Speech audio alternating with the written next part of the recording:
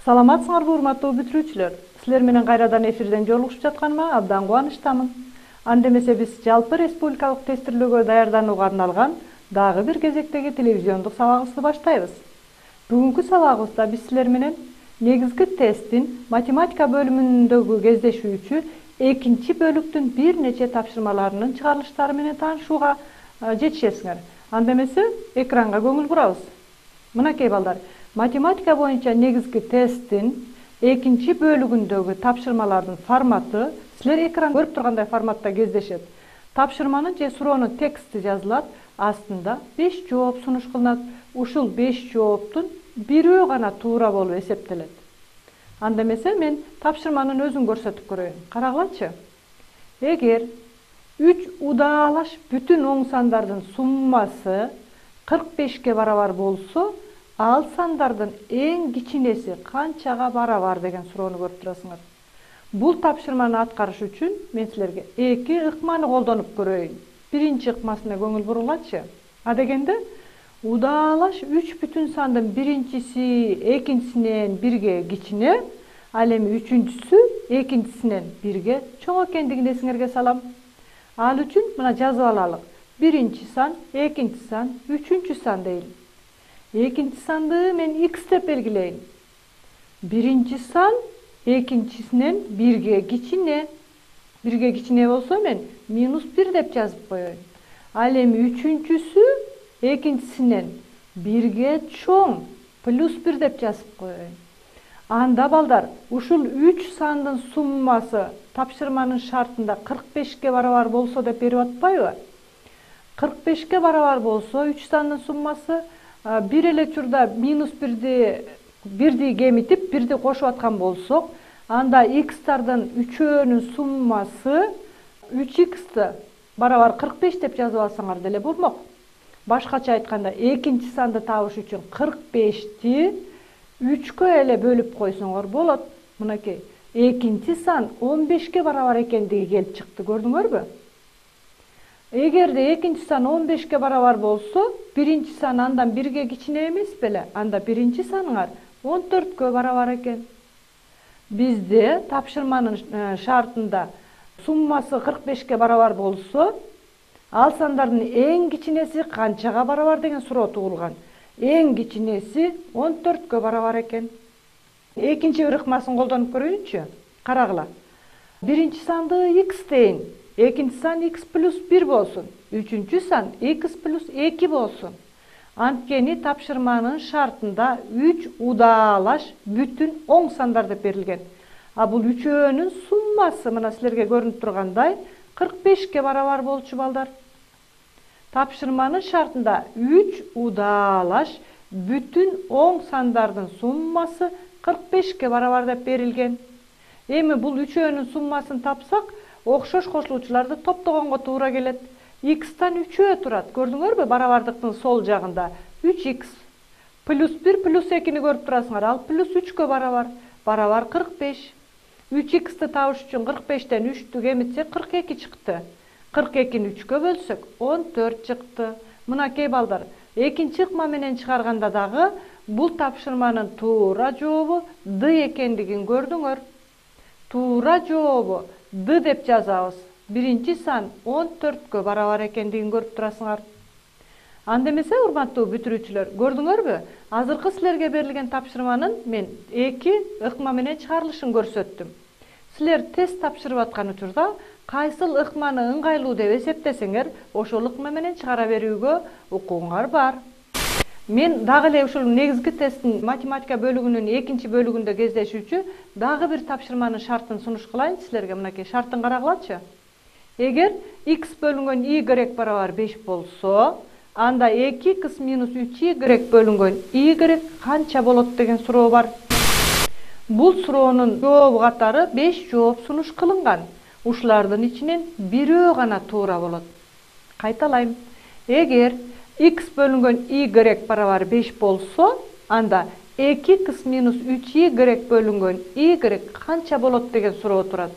Бул тапшырманы чыгаруу үчүн мен кайсыл туюнтманын маанисин сурап аткандыгын адегенде белгилеп алайын. Көрдүңөрбү? 2 кс минус 3 y бөлүнгөн y сурап атат бизден. Мен аны жазып алайын өзүнчө.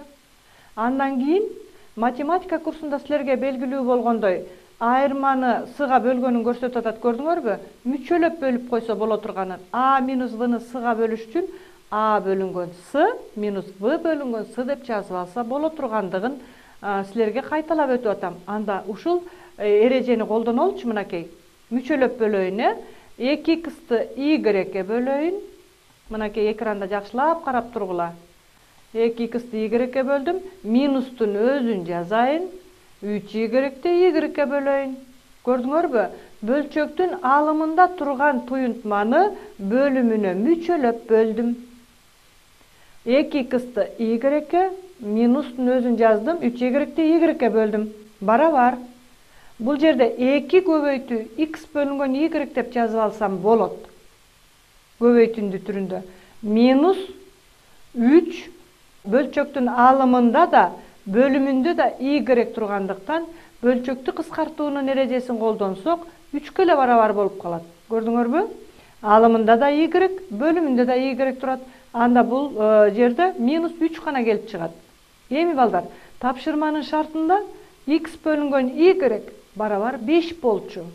X бөлүнгөн y-дин ордуна мен 5-ти жаза турган болсом, 2 көбөйтүү 5 минус 3 барабар 7 болот. Анткени 2-ге 5-ти көбөйтсөм 10, 10дон 3-тү кемитсем 7-ге барабар болот. Көрдүңөрбү? Бул тапшырмада туура жообу Б болоорун көрүп турасыңар. 7-ге барабар экен. Бизге берилген 2 кс минус 3y бөлүнгөн y туюнтмасынын мааниси 7-ге барабар экендигин көрдүңөр.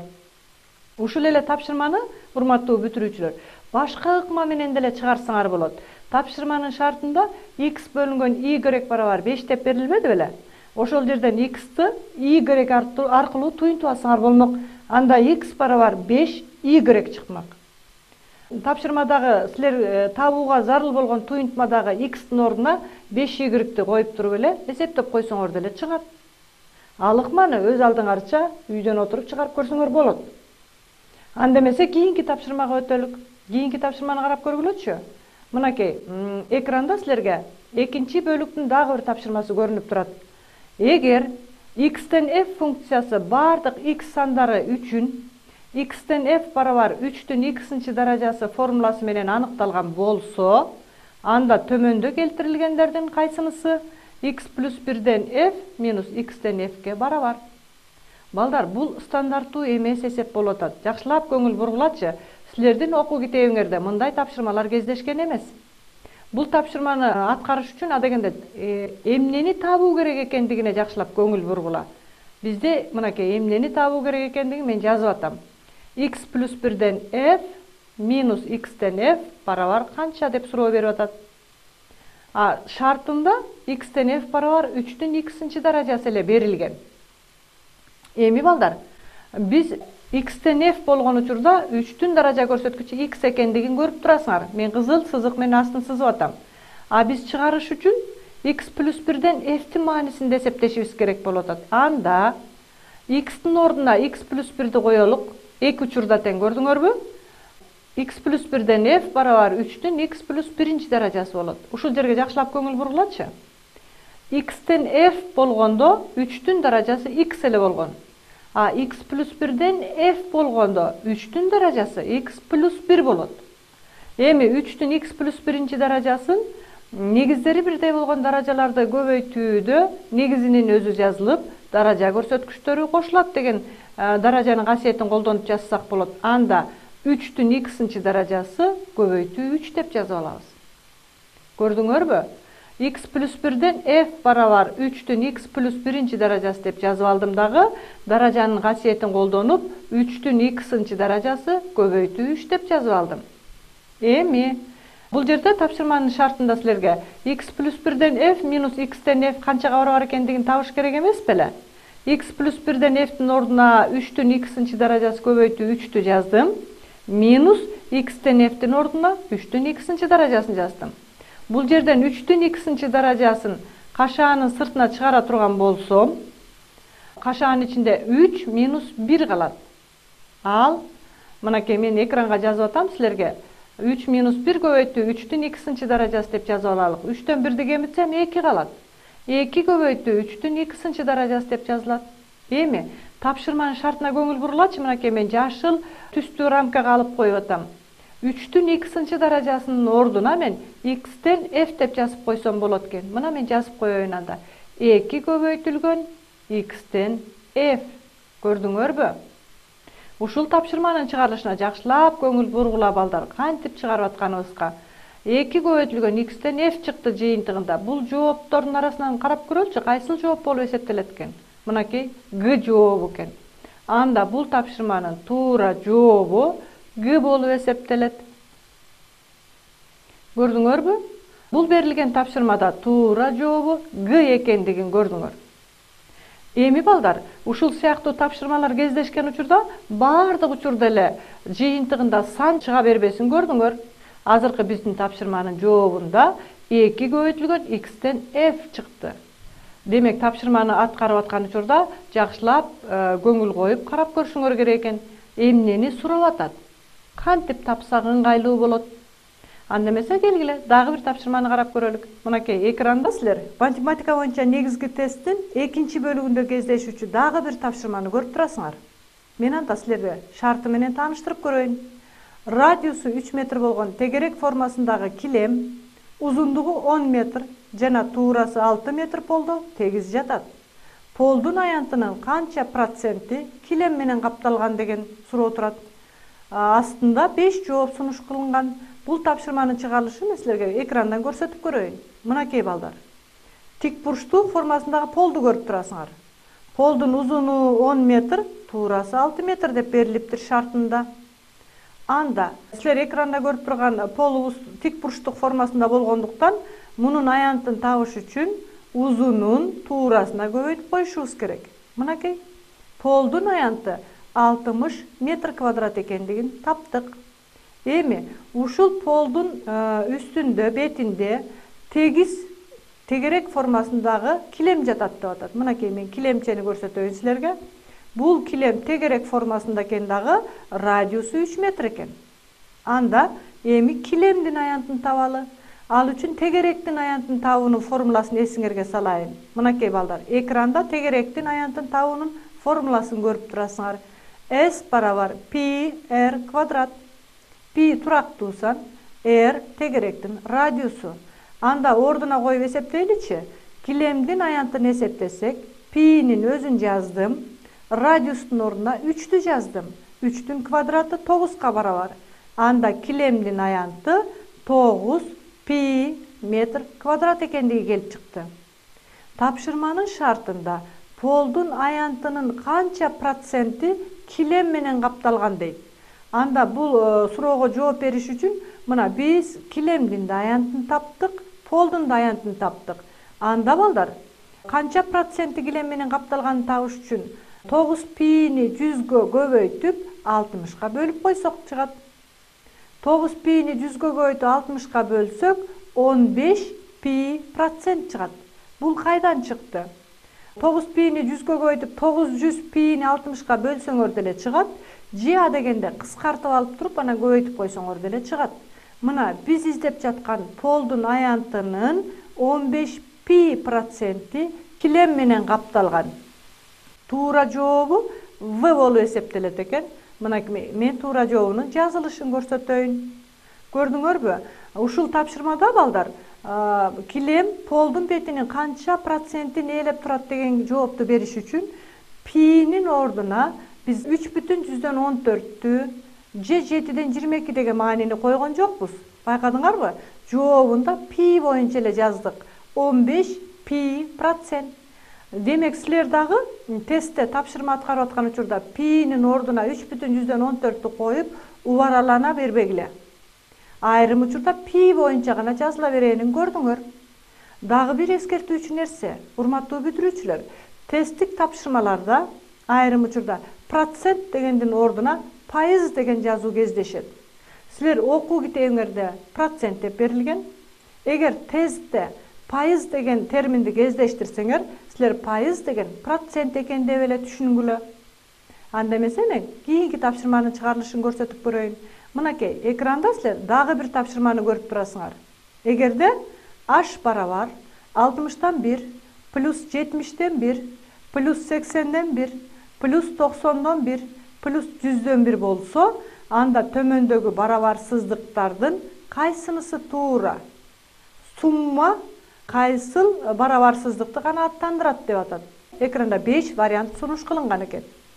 Бул тапшырманы аткарууда мындай ойлонушуңар керек балдар. Силер берилген бөлчөктөрдүн же 5 кошулуучунун суммасын табыш үчүн жалпы бөлүмгө келтирүүнүн зарылчылыгы жок.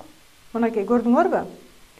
60-тан 1, 70-тен 1, 80-ден 1, 90-дон 1, 100-дөн 1-дин жалпы бөлүмүн таап, анан сумманы табуунун зарылчылыгы жок. Силер бул сумма төмөндөгү барабарсыздыктардын кайсынысы үчүн туура экендигин гана сурап атат. Анда бул тапшырманы төмөнкүдөй кылып аткаргыла. Карагылачы. Бул кошулуучулардын санын биринчи аныктагыла. Канча кошулуучудан туруптур сумма? Мынакей, экранда силер көрүп тургандай, сумма 5 кошулуучудан туруптур. Бул кошулуучулардын эң кичинеси 100-дөн 1 экен балдар. Анда кошулуучулардын санын эң кичинесине көбөйткүлө. Сумма, демек, 5 көбөйтүү 100-дөн 1ден чоң болот. Көрдүңөрбү? Бул стандарттуу эмес чыгарылыш. Ал эми кошулуучулардын эң чоңу 60-тан 1.